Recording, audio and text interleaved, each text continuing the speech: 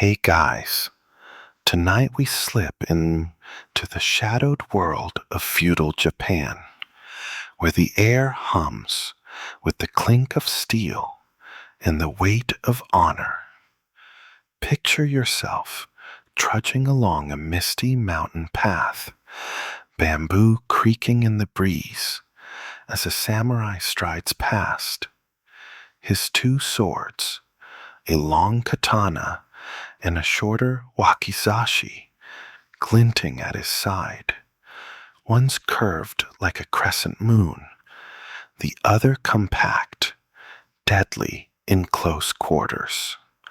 Why two? Spoiler, you probably won't survive asking him directly. So, before you get comfortable, take a moment to like the video and subscribe, but only if you genuinely enjoy what I do here. Drop your location and local time in the comments. I'm curious where you're drifting off from tonight. Now, dim the lights. Maybe turn on a fan for that soft background hum, and let's ease into tonight's journey together.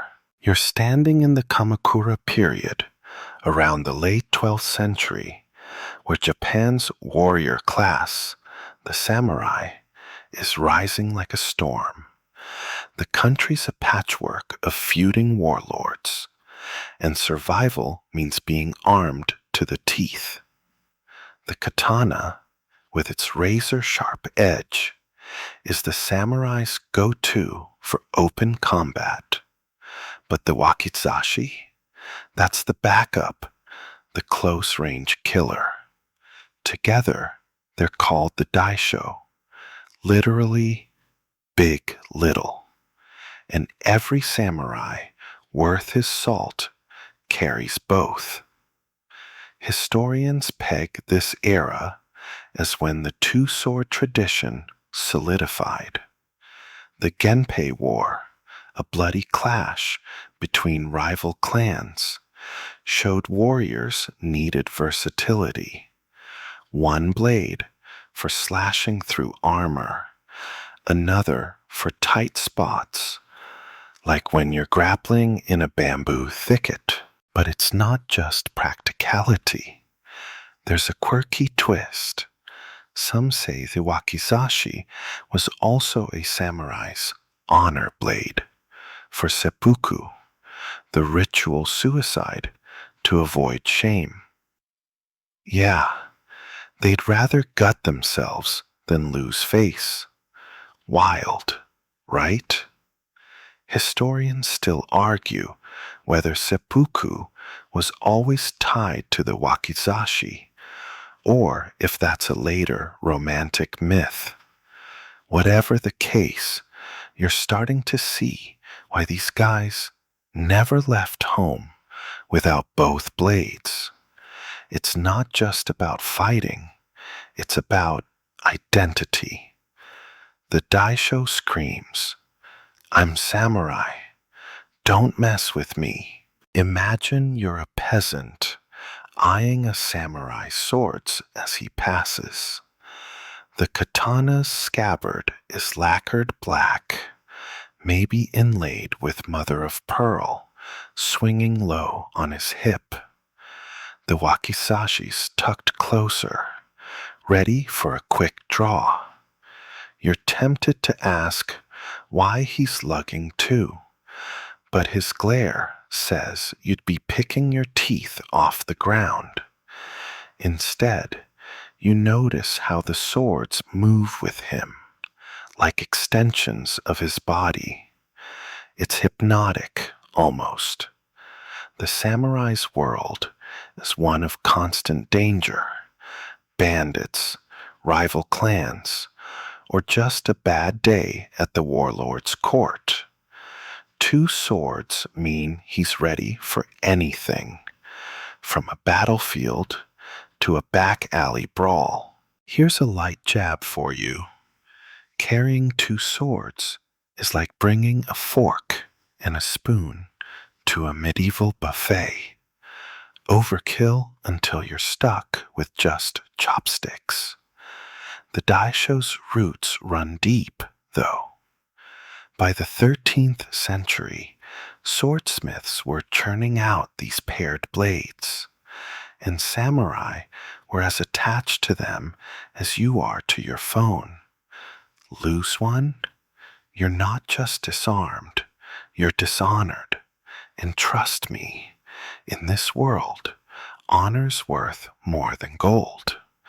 So, as you stand on this misty path, watching the samurai vanish into the fog, you're left wondering, what's it take to craft these blades? Spoiler, it's not just hammering metal. Let's head to the forge next. You're crouched in a smoky forge, the air thick with charcoal, and the tang of molten steel.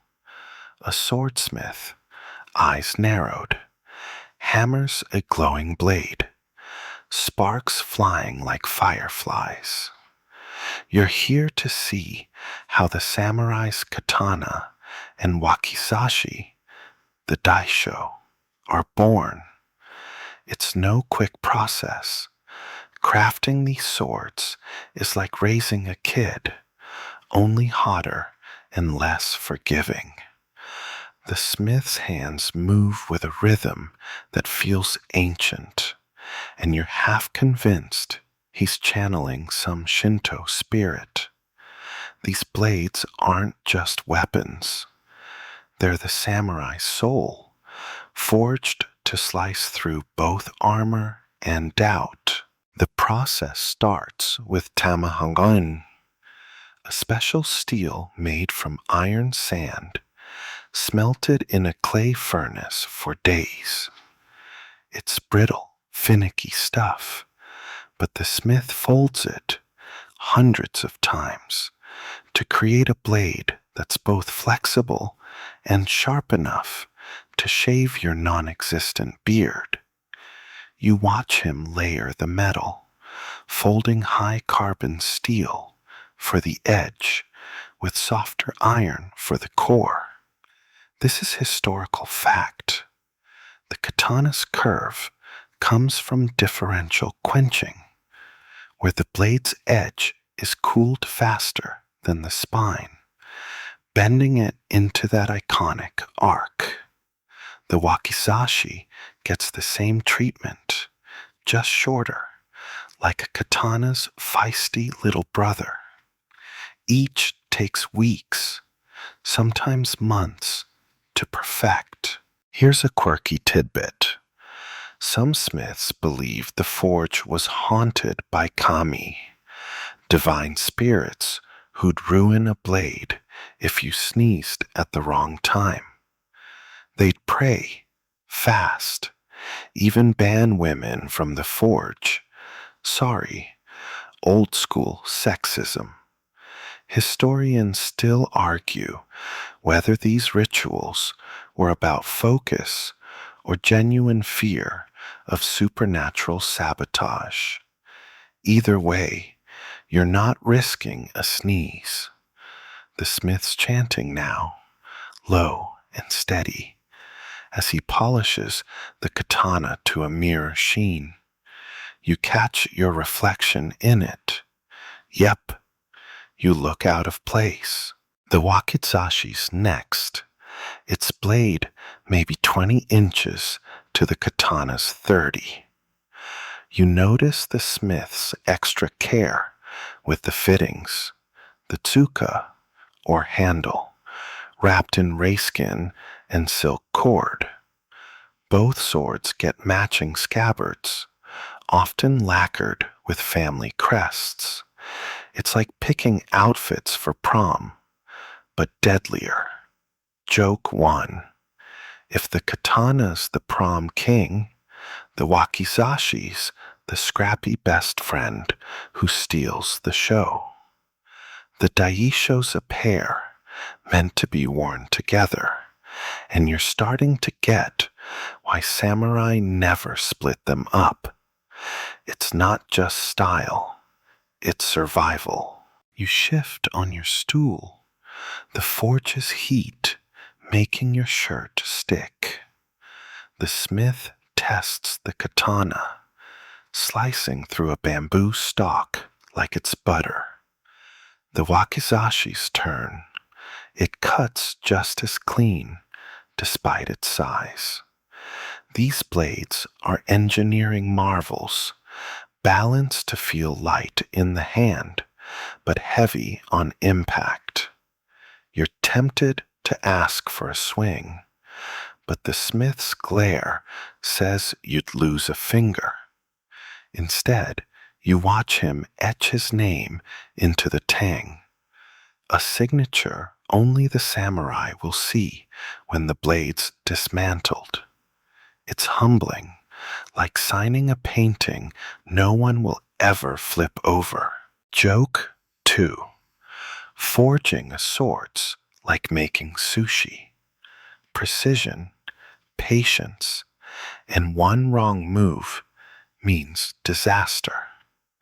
The daisho's creation ties the samurai to his blades, but it's more than craftsmanship.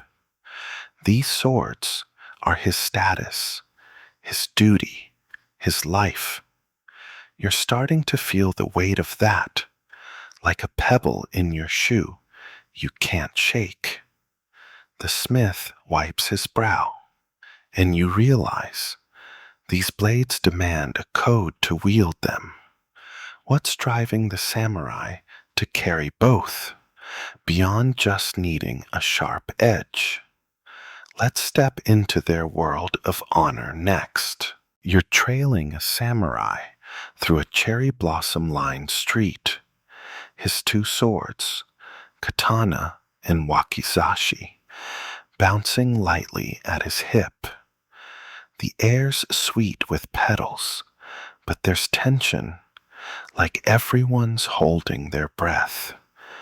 You're diving into Bushido, the samurai's code of honor, to figure out why these guys never step out without their daisho. It's not just about looking cool. It's a way of life, etched into their souls as sharply as their blades. Bushido's like a rule book for being a badass with a conscience, and those two swords are its cover art.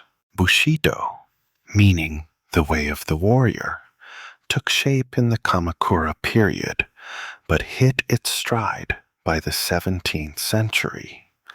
It's a historical fact that this code demanded loyalty, courage, and self-discipline from samurai, with the daisho as a constant reminder. The katanas for defending your lord's honor, the wakizashis for protecting yours, even if it means slicing open your own gut in seppuku. Carrying both shows you're all in, ready to die for duty, or at least fake it convincingly. You notice the samurai's posture, straight, unyielding, like he's carrying the weight of his ancestors' expectations. Here's a quirky bit. Some samurai slept with their wakizashi under their pillow, like a deadly teddy bear. Supposedly, it warded off assassins or bad dreams. Take your pick.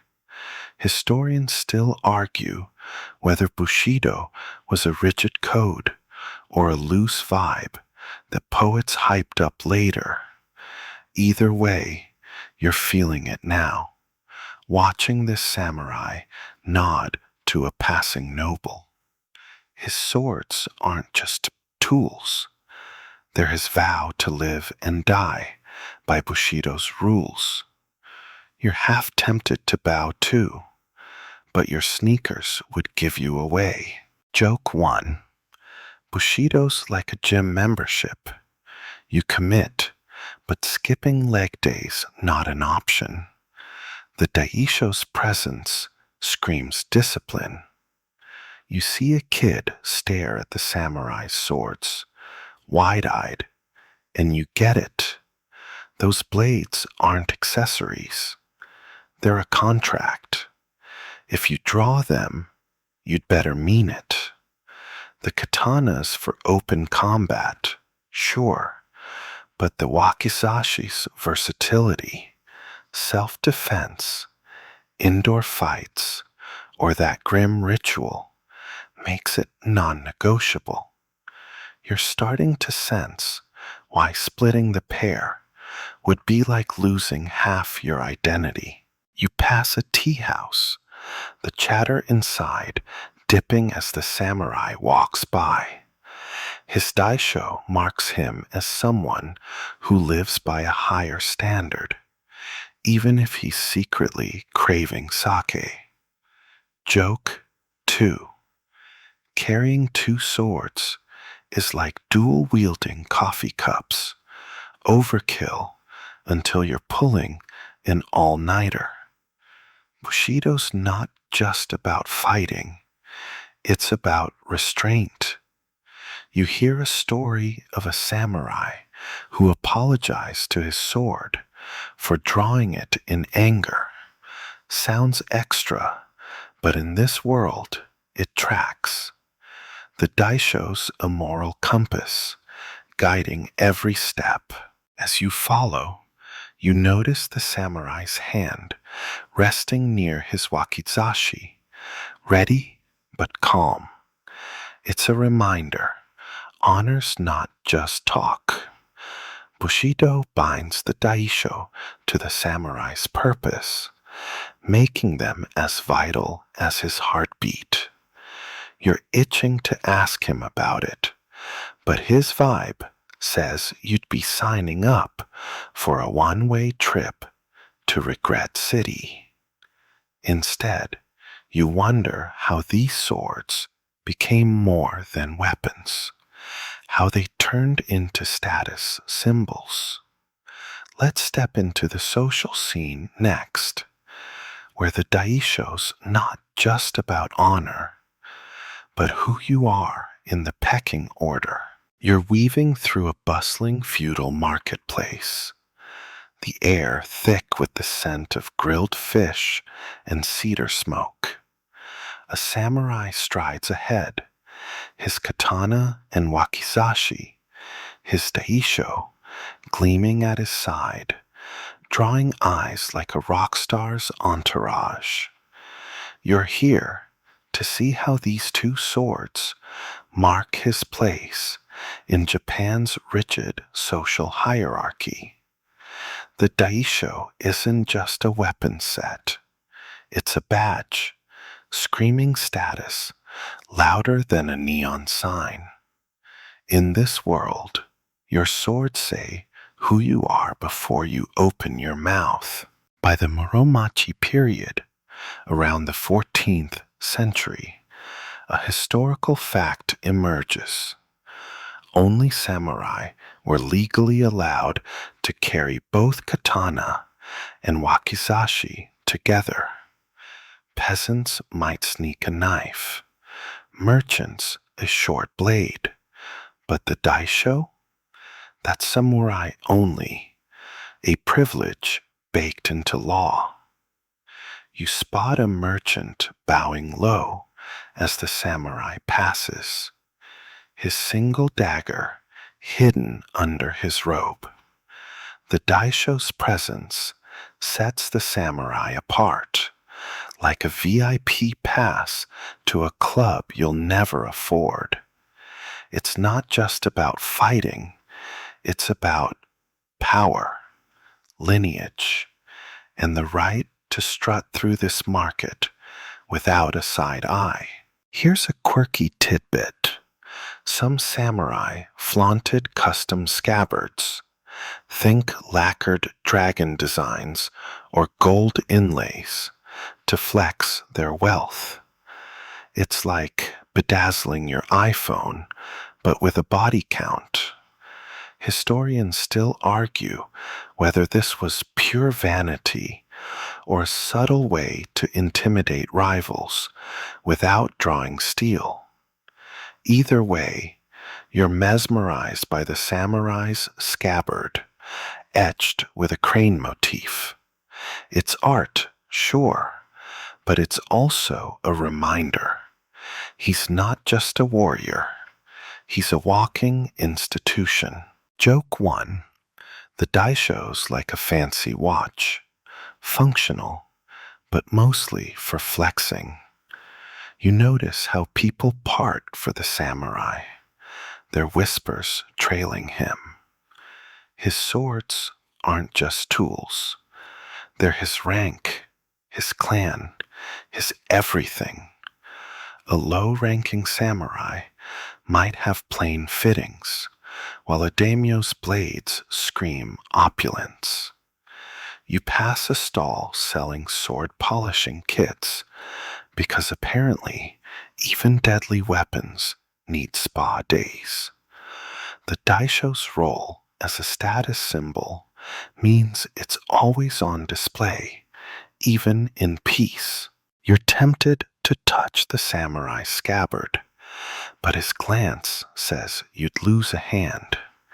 Instead, you watch him adjust his wakizashi, its shorter length perfect for the crowded market. Joke 2. Carrying two swords is like wearing two crowns. Overkill, but nobody's arguing. The daisho's social weight shapes every interaction. A samurai without his swords isn't just disarmed. He's invisible, stripped of class. You hear a rumor. Some samurai lent their daisho to allies as a sign of trust, like handing over your car keys, but riskier. As you trail him, the market's noise fades, and you realize the daisho's more than a status flex. It's a responsibility. Every samurai carries the weight of his rank, his lord's name, in those blades. You're starting to wonder about the Wakizashi's role beyond show. It's smaller, sure, but something tells you it's got tricks up its sleeve. Let's slip into the shadows next, where the short sword's versatility comes to life. You're skulking through a dimly lit corridor, the wooden floor creaking under your feet as you tail a samurai. His katana sways at his hip, but it's the wakizashi, snug against his side, that catches your eye tonight. You're here to uncover the hidden uses of this shorter blade, the daisho's unsung hero.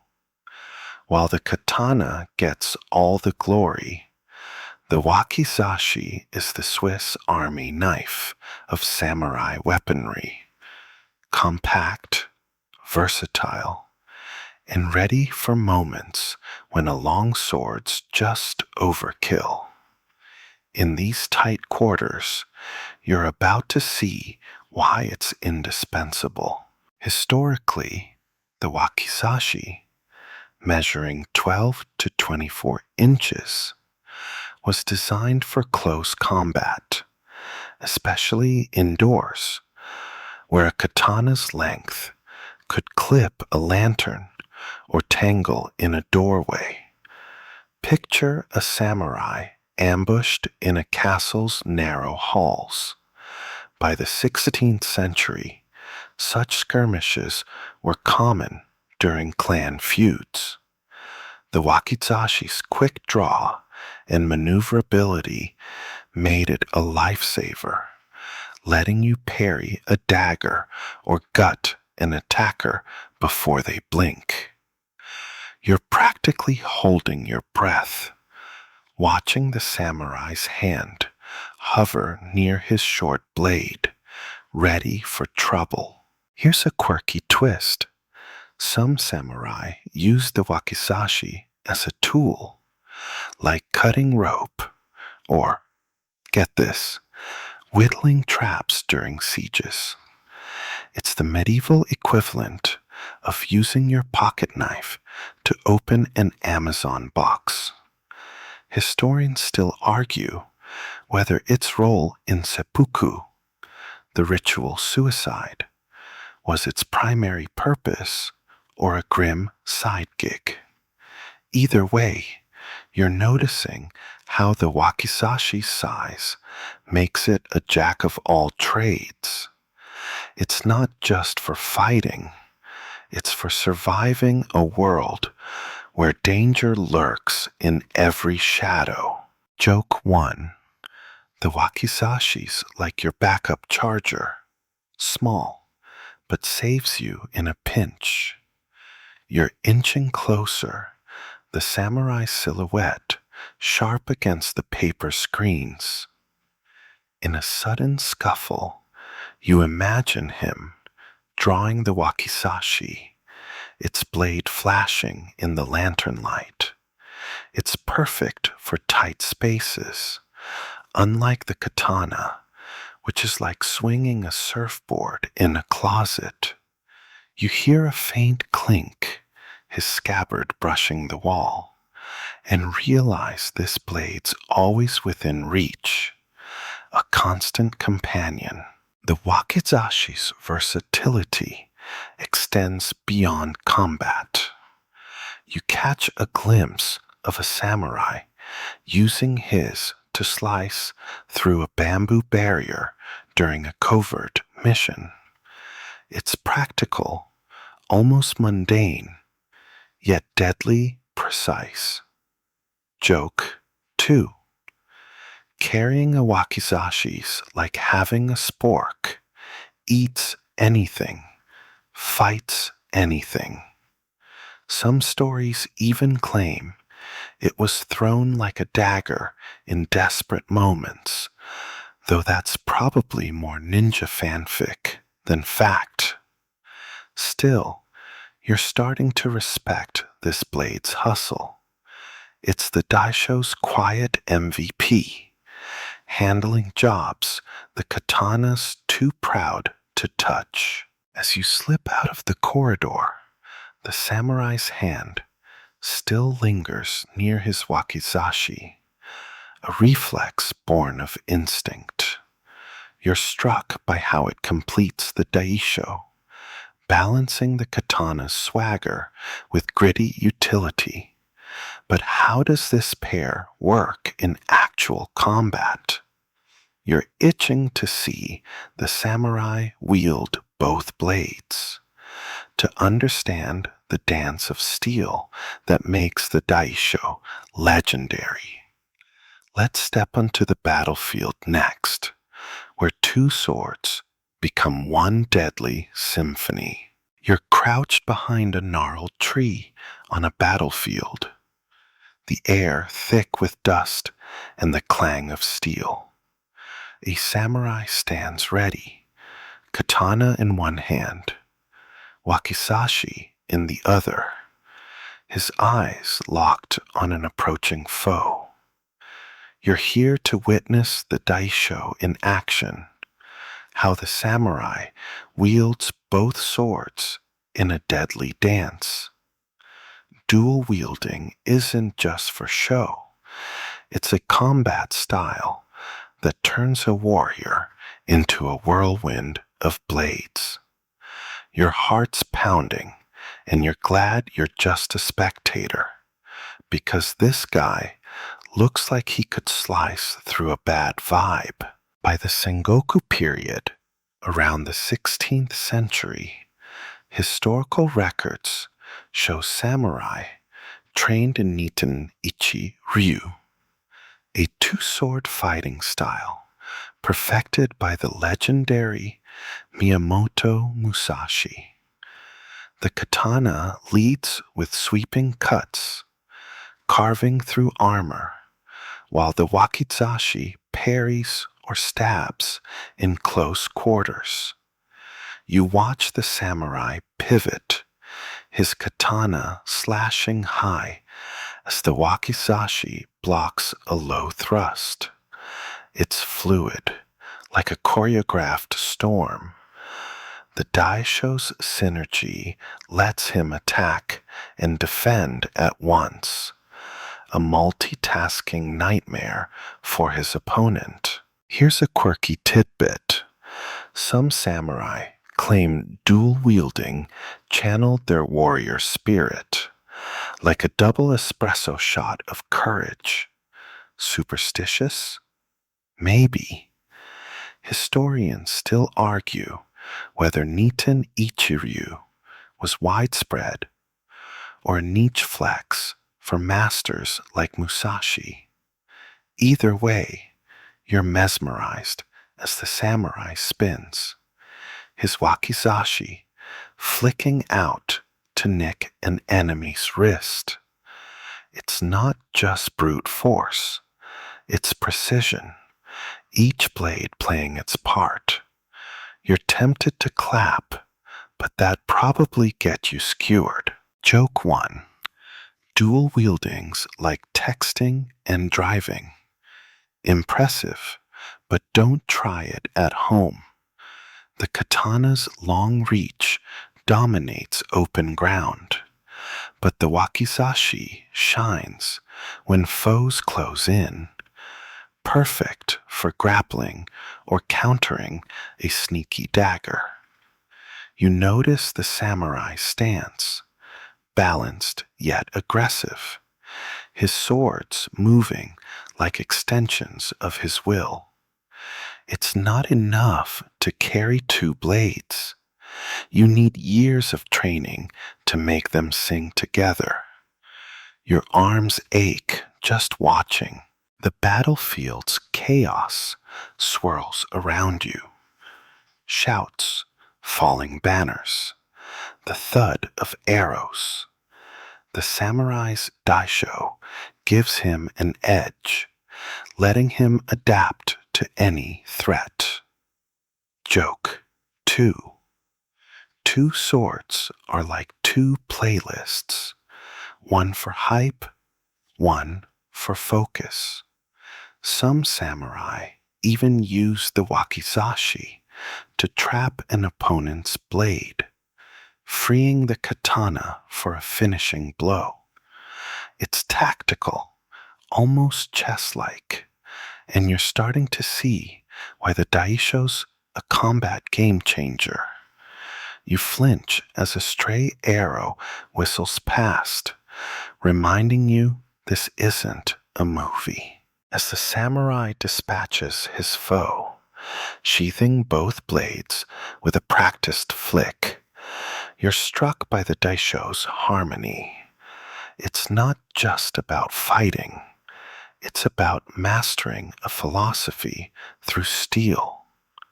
You're curious now, beyond the battlefield, what role do these swords play in the samurai's rituals? Let's slip into a quieter moment where the daisho's sacred side comes to light. You're kneeling in a candlelit shrine, the air heavy with incense and the faint rustle of silk.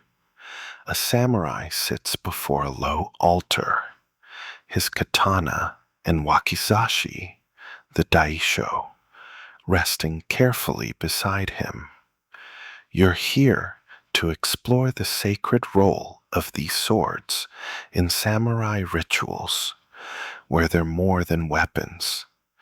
They're spiritual anchors, tying the warrior to his ancestors and the divine.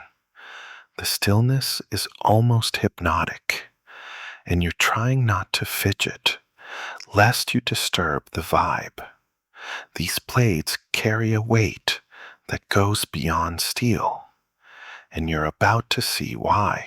Historically, by the 15th century, samurai treated their swords as sacred objects, often blessed in Shinto ceremonies to purify them for battle or honor.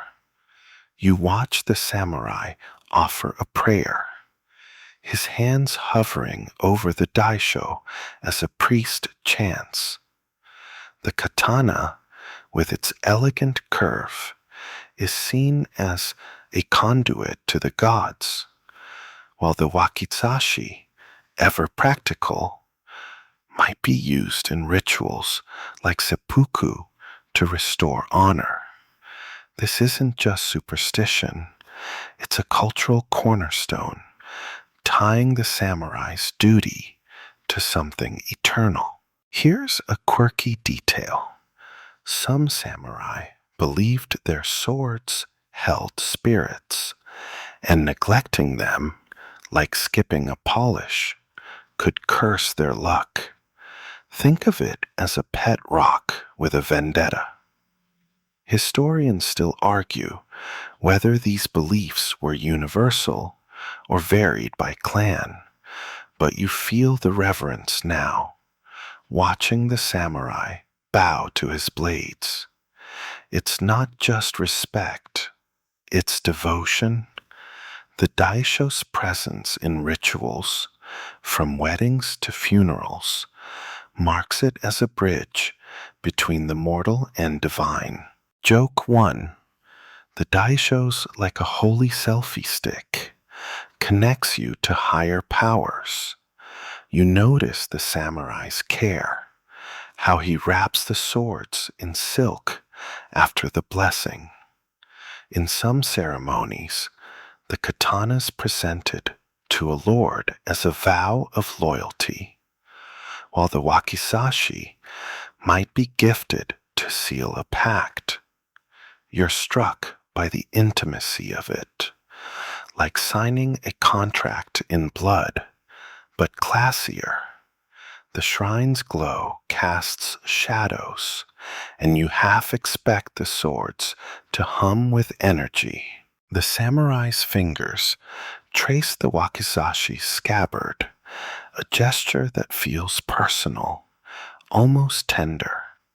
Joke 2. Treating swords like relics is like praying to your car keys. Weird, but it works for them. In rituals, the daisho's not just symbolic, it's active, used to consecrate spaces or honor the fallen. You hear a tale of a samurai who buried his wakizashi with a fallen comrade, believing it would guard his soul. It's poetic, and you're starting to see the daisho as more than metal. It's a piece of the samurai's spirit. As the ceremony ends, the samurai rises, tucking his swords back into his belt with reverence. You're left with a quiet awe, realizing these blades carry stories beyond the battlefield. But what happens when the world changes? When laws tighten around these sacred weapons? Let's step into the Edo period next, where the daisho faces new rules and restrictions. You're strolling through a bustling Edo street, the 17th century city alive with lantern glow and the clatter of geta sandals. A samurai walks ahead, his katana and wakizashi, his daisho, prominent at his hip, but there's a new tension in the air. You're here to navigate the strict laws of the Edo period that govern these swords, turning the daisho from a warrior's right into a tightly controlled privilege. The Tokugawa shogunate's in charge now, and they're not messing around. You keep your head low, sensing the weight of rules as sharp as the blades themselves. Historically, the 1603 establishment of the Tokugawa regime brought peace but also rigid control. A key law, the Sword Edict of 1629, restricted sword carrying to samurai, banning peasants and merchants from even owning a wakizashi. You notice a checkpoint ahead where guards inspect the samurai's blades, checking for permits. Only the daisho, worn as a pair, marks him as a true samurai.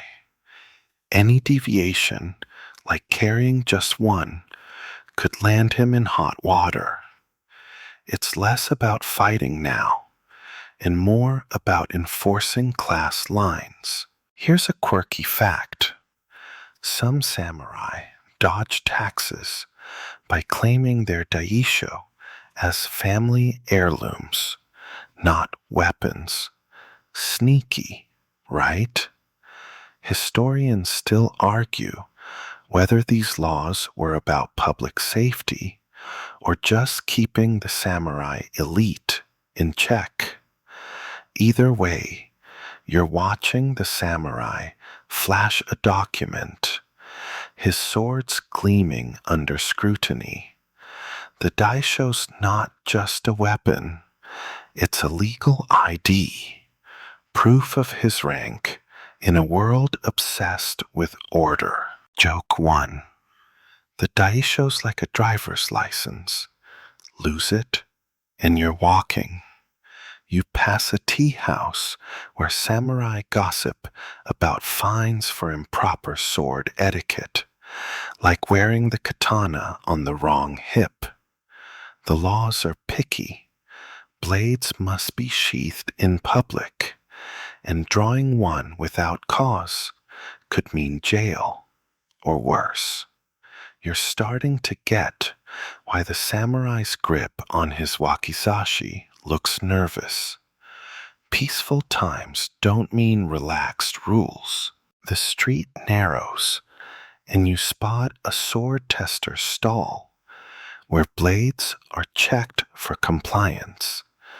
Joke 2.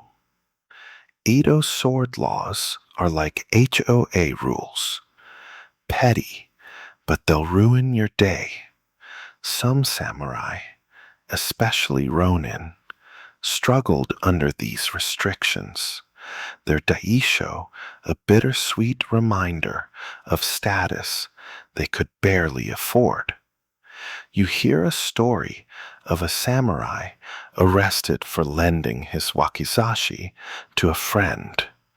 Apparently, sharing's not caring in this era. The daisho's tied to identity, and the law makes sure it stays that way. As you follow the samurai past the checkpoint, his posture relaxes, but the daisho's weight feels heavier now, bound by bureaucracy. You're curious how these blades, so tied to rules and rituals, connect to the samurai's soul. Let's dive deeper next, where the spiritual bond with the daisho reveals its deepest layers. You're sitting cross-legged in a quiet dojo. The tatami mats cool beneath you as a samurai kneels nearby, his katana and wakizashi, his daisho, laid before him like sacred relics. The air's still, save for the faint creak of the wooden walls, and you're here to explore the spiritual bond between a samurai and his two swords. These aren't just tools, they're an extension of his soul, woven into his very being. You're trying not to stare, but the way he gazes at his blades feels like he's communing with something beyond this world. Historically, by the 17th century, samurai philosophy, influenced by Zen and Shinto, viewed the daisho as a reflection of the warrior's inner self. The katana, with its graceful curve, symbolized clarity and purpose. The Wakizashi, compact and ever ready, stood for loyalty and resolve. You watch the samurai polish his katana, each stroke deliberate, almost meditative. This act isn't just maintenance, it's a ritual, a way to align his spirit with the blades. Some believed a sword could carry its owner's essence, passed down through generations. Here's a quirky tidbit. Some samurai named their swords like you'd name a pet, claiming it gave them personality or power. A blade called Whispering Crane sounds cool, but also a bit extra. Historians still argue whether this spiritual connection was universal or more poetic fluff from later writers. Either way, you feel the weight of it now, watching the samurai's hands linger on the wakizashi's hilt, as if drawing strength from it. The daisho's more than steel. It's a mirror of his honor. Joke 1. The daisho's like a soulmate. Can't live without it, but it's high maintenance. You notice the samurai's quiet focus, how he treats each blade like a partner in a lifelong pact. In Zen practice, the swords were sometimes meditated upon, their balance a metaphor for mastering one's mind. You're half tempted to try it, but your fidgeting would probably offend the dojo's vibe. The daisho's spiritual role makes every cut, every draw, an act of intention, not just violence. The samurai sheathes his katana, its faint clink echoing. Joke 2. Bonding with your swords is like therapy, expensive and sharp. Stories tell of samurai who felt their daisho warn them of danger, like a gut instinct with a hilt. You recall that shrine ritual from earlier, where the blades were blessed. Now you see it's part of this deeper connection. The daisho's not just carried, it's lived with, a constant reminder of duty, spirit, and the fragility of life. As the samurai rises, tucking his swords into his belt with a reverence that's almost tender, you're struck by how the daisho defines him. But what happens when this bond, this tradition, starts to fade? Let's step into a changing Japan next, where the daisho's legacy faces its twilight. You're standing on a rain-slicked Tokyo street, the year 1876, where gas lamps flicker against the encroaching dusk. A former samurai trudges past, his hip bare, no katana, no wakizashi. You're here to witness the decline of the daisho tradition as Japan's modernization sweeps away the samurai's two-sword legacy. The Meiji Restoration has flipped the script, and the world you've walked through, from forges to battlefields, feels like a fading dream. The air's heavy with change, and you're catching the last echoes of a warrior's era.